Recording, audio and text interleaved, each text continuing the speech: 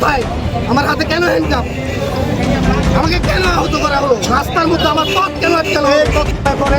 আমাকে আমার পথ আটকায় আমার প্রথমে আমার বাইকের চাবি নেয়, পরে আমার পকেট থেকে আমার ফোন উপরে ছিল পকেটে, ওই টাকাটা নিয়ে যায়।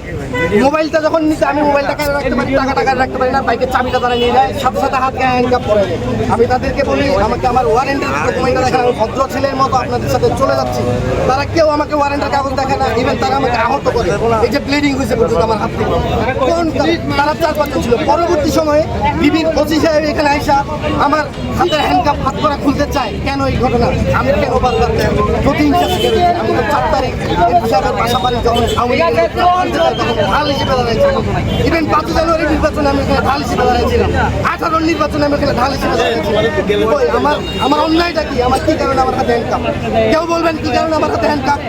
এখানে অনেক লোক জমায়েত ছিল যখন আমাকে পত্র করা হয়। এই সাধারণ জনগণের কারণে আমি যাইতে পারিনি, আমাকে নিতে পারেনি তারা। আমি তো এনসিপির একটা বিরোধী দলের রাজনীতির সাথে সম্পৃক্ত, আমাকে কেন গ্রেপ্তার করা হবে? এখানে কেন আমার হাতে হ্যান্ডকাপ? কেউ একটু কাইন্ডলি বলবেন কেন আমার হাতে হ্যান্ডকাপ? বিবির ওসিরা কোথায় এখন? তারা কোথায়? আমার হাতে কেন হ্যান্ডকাপ? আমাকে কেন আহত করা হলো? রাস্তার মধ্যে আমার পথ কেন আটকানো? কর্তৃপক্ষ জবাব চায়। কর্তৃপক্ষ কে আছে এখানে? কর্তৃপক্ষ কে আছেন? আপনারা আসেন। কেন আমি কে হ্যান্ডকাপ নিয়ে চলে যাবো?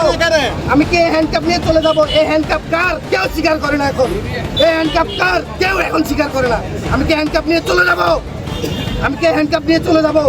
হ্যান্ডকাপ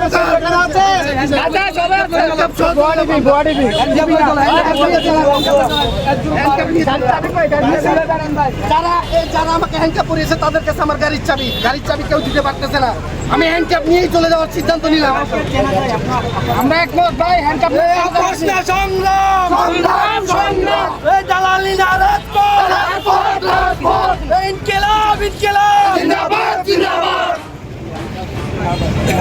এই হয়রানি আর কয়দিন? আমরা এই হয়রানি শিকারে হয়রানি আর কয়দিন?